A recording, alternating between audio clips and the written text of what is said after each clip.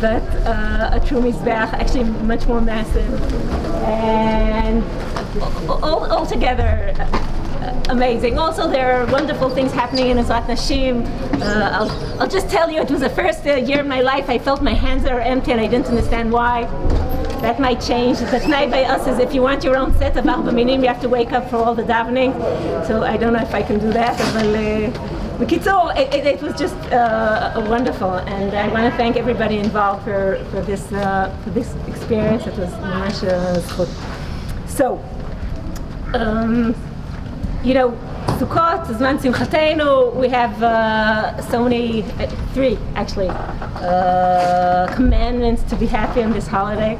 And our tradition knows that it's not so easy always to be happy, so it helps us out by giving us a Megillah to read on Sukkot, Kohelet, really to pick up your spirit. My son has been reading it over the last few years, and the technique, as you know, there are, I think, 12 chapters. So the technique is to read the first chapter nice and slow, to give the people the feeling they're reading the Megillah, then to speed up for 10 and a half chapters, and then, the last chapter to slow down again. The thing is, actually, someone just told me, your son read it just perfectly, it's just my eyes can't go so fast. Kohelet is meyuchas to Shlomo Melech, and in one of the first chapters where Shlomo's kingdom is described, it says there about how he ruled the whole country, and then there's a description of 12 parnasim. Okay, each month there was a tribe and a person responsible for feeding the king, but actually it's taking care of. It had the merit of taking care of the king, and it seems like really that's what we should be doing with Kohelet. Taking the 12 chapters, one chapter per month, and start breaking it apart, because it's not only how long it is, it's that everything's so condensed. Every pasuk has 3 parts that each of them could fit a book. And what I'll try to do in just a few minutes is a bit of a hachana for Kohelet. And I was really tense and had mixed feelings about it when I was joyously davening Hallel, because Kohelet is heavy stuff. And the real challenge, and I hope, Hashem Sfatay Tiftach, is to read Kohelet, the real heavy, complicated stuff of Kohelet, with a sense of deep joy that comes from somewhere there, from distilling or purifying a certain message in Kohelet. So, just as one,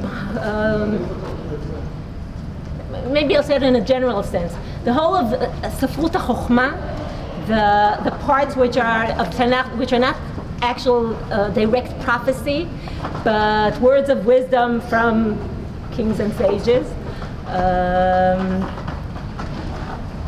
Now I'm happy of them. Say you don't understand English, as I call you said.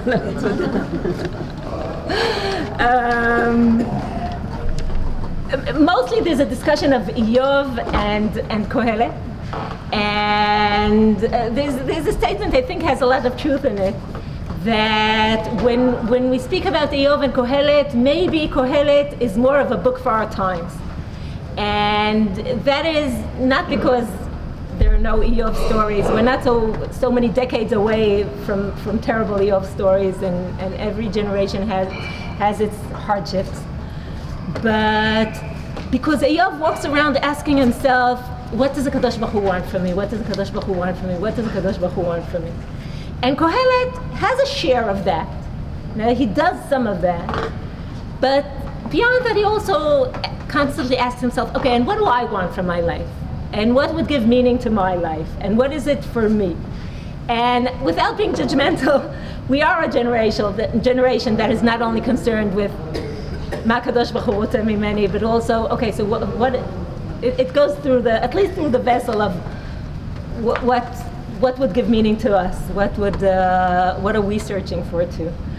Another reason is in the chapter that I mentioned about Shlomo. It ends with that all of you, Shlomo was ruled Yehuda, and they're all Rabim Kechol al Sfat Hayam. There are many like the sand of the sea, and they eat and they drink and they're merry. Okay, v'mochlim v'shotim v'smechim. And it seems that the time of Shlomo, okay, is a time of shefa, is a time where there's a lot of relatively, as much as humans can, a lot of relative security. And again, it's not like modern life doesn't have its hardships. It does. But all in all, we have the privilege of asking our questions, growing from, nutritional security, a roof over our head, longevity. Wow, I managed to pronounce that. It's coming to these things out of the point of shefa and out of a point of total distress that also gives more relevance to Kohelet. And yet, when you read the messages of Kohelet, pretty quickly, I brought here typical psukim from Perek Bet. It's as if Kohelet says, okay, let's start with the bottom line, okay? And I'm not even talking about Hevel Avalim, but going on describing his own experience. So I'll try to read this in English. It's weird, but I must say about the words of Kohelet, what's difficult about Kohelet is not the wording. Often by Nevi'im we break our teeth and we jog our brains to understand the meaning of the words. Kohelet to a modern ear Hebrew is fine. It's not so hard to deal with. The meaning is much more difficult of how it all works together. So. Here's an English translation. Then I said to myself, the fate of the fool will overtake me also. What then do I gain by being wise? I said to myself, this too is meaningless.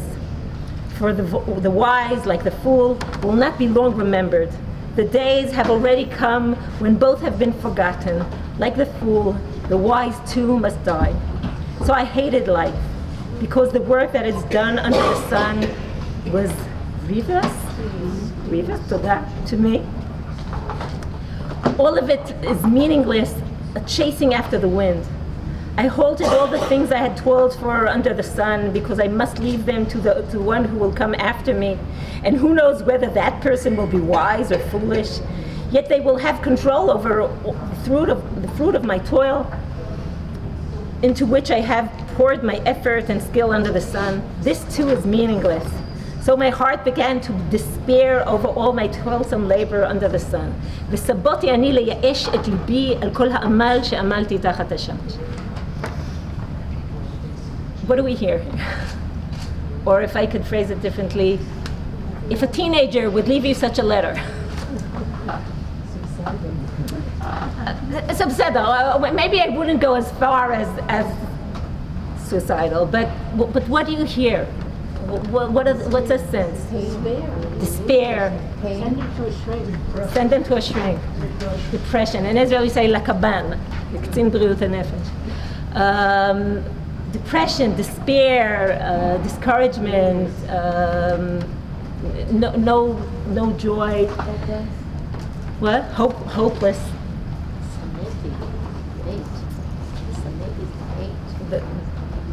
Where does that come from, you're saying? Well, what's the soneti about? You see why I was afraid to teach Kohelet in Zman Simchatenu, but it's actually, we have to say, it's a tradition we only hear about from around Nachzor Vitri, okay? It's, in previous Chazal writing, I don't know that this minhag to read Kohelet and Sukkot is stated clearly. But from the time of Rashi and so on, we do that. So there's one key to Megillat Kohelet that I think we should share. And that is, what is the word you hear over and over and over and over in Kohelet? Hevel. Hevel. What does Hevel mean? meaningless. So, בתרגום שאני לקחתי, here in this translation, and by the way, they're all online, okay? You can choose from 40 translations. You can make the pasuk mean what you want it to mean. Cain and Hevel, nothing remains. You're saying there's a very interesting reference to the first murder, to the first end of life. But Hevel was gone. Hevel was gone. Nothing remains. So while in modern Hebrew we tend to translate Hevel as foolishness, meaningless, tastelessness, something totally with no reason, with no meaning, right? Here, both in the Hevel as a Tanakh figure and as Hevel Peh, okay, it mostly means transience, okay? So, transience is bar chalof, משהו שאין לו קיום בזמן, something that doesn't last. It's here now and then it's gone, okay? Now, once you hold that key to Kohelet, and this Shabbat, hopefully you'll manage to follow the reading if it's not too quick. Many of the mysteries of Kohelet get a different, I'm not saying the whole book opens up, but they get a different twist to them. Because, say Kohelet complains that, there's no difference between Tzaddik and Rasha, and everybody has, his many complaints. And then he says, and that's all Hevel. Okay? What does that mean? And that's all meaningless? Really? Okay, that's a harsh statement. It means something else if what you're saying is, and this is a transient state. This is what you see now, okay? At this point in time, but this is transient, okay? There is maybe no standing to this specific view that you're seeing. Things like, here there's, I wrote here in the second, ראה חיים עם אישה אשר אהבת כל ימי חיי הבלך אשר נתן לך תחת השמש, כל ימי הבלך כי היא חלקך בחיים ובעמלך אשר אתה עמל תחת השמש. So here again it was translated something like, enjoy life with your life whom you love all the days of this meaningless life that God has given you under the sun. What?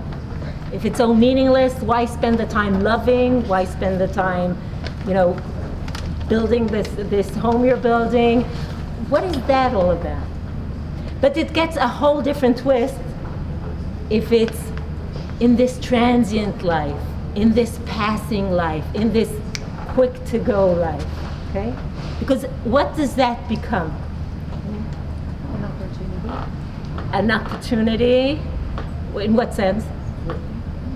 Life is short. You have to maximize. Life is short, so cherish. And maximize your good. Maximize the quality of your time.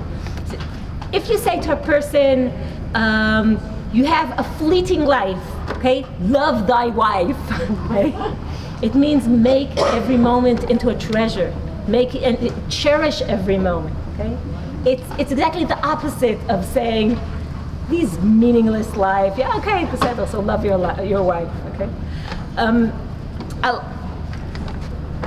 I have two examples. They're both heavy duty, so I apologize, but I'm really saying both of them. You won't believe me, but from a joyful point of view. One, B'didi Hava Uvda. It's something I experienced.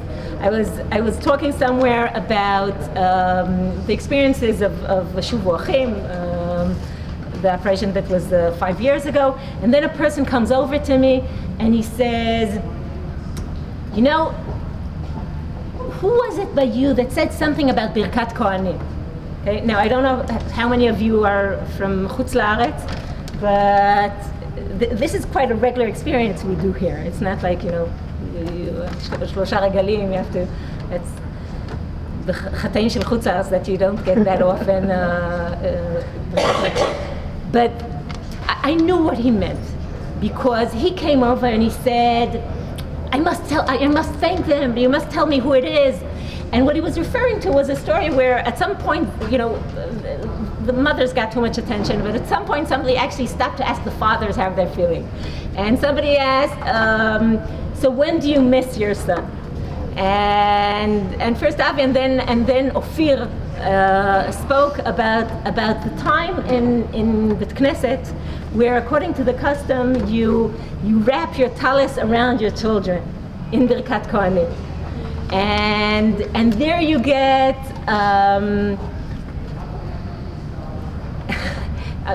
when Ophir was describing it, he was describing that the absence is so painful. Ophir has 5 sisters,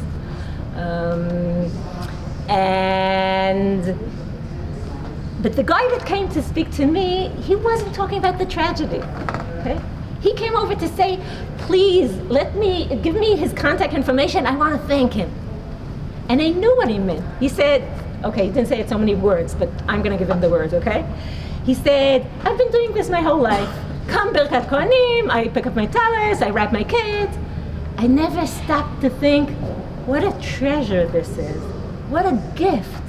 I'm standing here now with my kids, blessing them. Wow. Just in, a comment, there's in the Talmud they say, Lamed et picha lomar eini yodea. Okay? So what I learned in Yeshivat Makor Chaim is Lamed. Yeah. In Yeshivat Makor Chaim I learned to say, Lamed et leshoncha lomar, wow. Okay? Or like Rav Dov says, 1, 2, 3, wow. But really, that moment it turned from something that people just do into a true gift that walks with him. Okay? The other example, I'm debating about this. Do. So I didn't put it in the pages because I carried this text like a sacred text, and I bring it in with yirah and adinut. Okay. This is something written by, I'll read it to you. It's something written by a woman, a Talmidat Chachamim called Achinoam Yaakov, and with her permission. Again, this is an example. It's not an easy example. The context is tragic, but it's an example of how you turn the fleeting into a treasure. Her daughter was suffering for about 4 years and battling cancer. And by the end of those 4 years, she passed away. But Achinoam describes this. She says, people used to push me the statement, you should accept Yisurim be'ahava. You should accept torments with love. Okay? And we'll not even say anything about people pushing statements to other people, but that's not our point of view now. But listen to these words and listen to them through these eyes of Kohelet, okay? Torments must be accepted with love, they would strike at me. This sentence would echo in my head, and my whole being would scream and rebel from inside. If a person wants to accept his suffering with love, let him accept. But how can one accept another person's suffering with love? How can a mother accept the suffering of her daughter with love? This sentence, with its various versions, sometimes infuriated me, sometimes invoked sadness. I never understood it and was unwilling to respond to it. Until one day, as our agony intensified, the meaning of the phrase became clear to me. Like a blind person whose eyes had opened, I discovered that until now, I had not understood the teaching of the sages at all. I suddenly understood that what is written here is that when suffering comes upon a person and those who are close to him, one must enhance and strengthen oneself in regard to the matter of love. The only thing we could give and receive with no limit was love. The only thing we could do in the face of suffering was to love, to accept the torment by adding more love to it. every time I heard statements that demanded from me something in the field of faith, or ones that wanted to explain, to make order, to give a good meaning to Autumn's illness, I would rebel from within. Do we know everything that we need to know about humans? That we can presume to say things about God and His ways in the world? After all, this is not about a lecture or a Musar class in the yeshiva. It's a young, dear, and beloved girl and her family who sees her suffering and embrace her in her agony. We must accept suffering with love, with great love for others, for humans. This is the best, most beautiful and compassionate advice I had ever received. And this love grew purer. It grew stronger and stronger. The less we were able to remedy the body, the greater and stronger our love became, until eventually it depended on nothing at all, not even on life itself. Ahavat olam ahavtich. I have loved you with an everlasting love.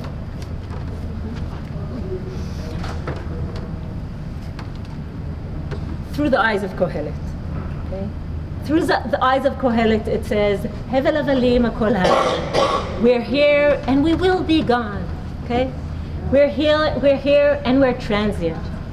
But every moment that we are here is a treasure, is a gift. Kohelet goes over and over with, not even plays, states this issue of death is there. It all ends.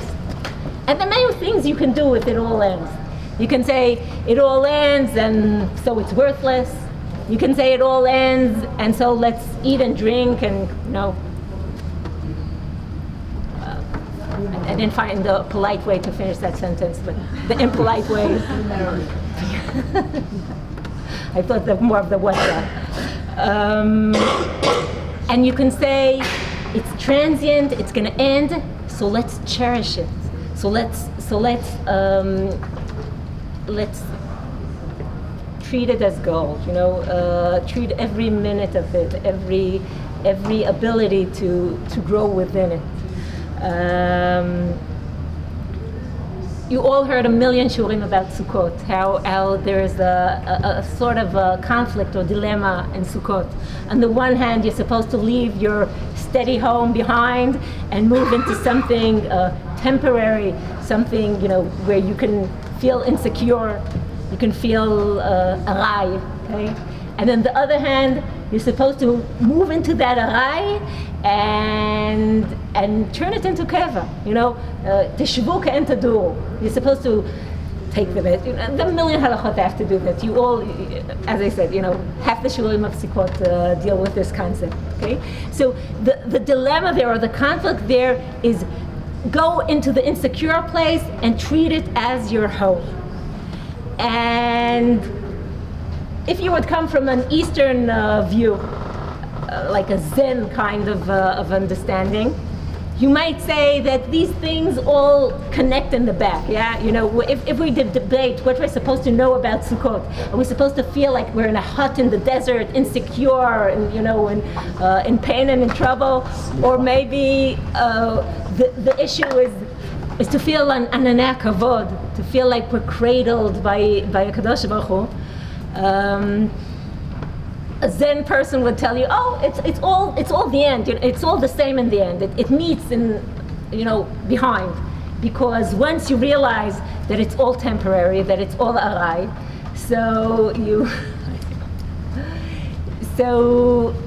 you just set yourself on this cloud of glory, an kavod, and cradle away. What you do as far as your personality is you nullify yourself. You cancel yourself totally. You give in to this experience of this anan kavod, because what else is, nothing else to hold on to. But I think the message of Sukkot is not that. The message of just Sukkot through the eyes of Kohelet is an opposite of sorts. It says, yes, it's temporary, yes, it's transient, but let's engage in it. Let's show up. Let's be here. Let's love, let's build, let's be active. Let's build families, build worlds, build science. Just actually make every minute of it count. And yes, It's transient. Okay? And you know, maybe there's more direct feeling of an enakavod, but I think if I would have to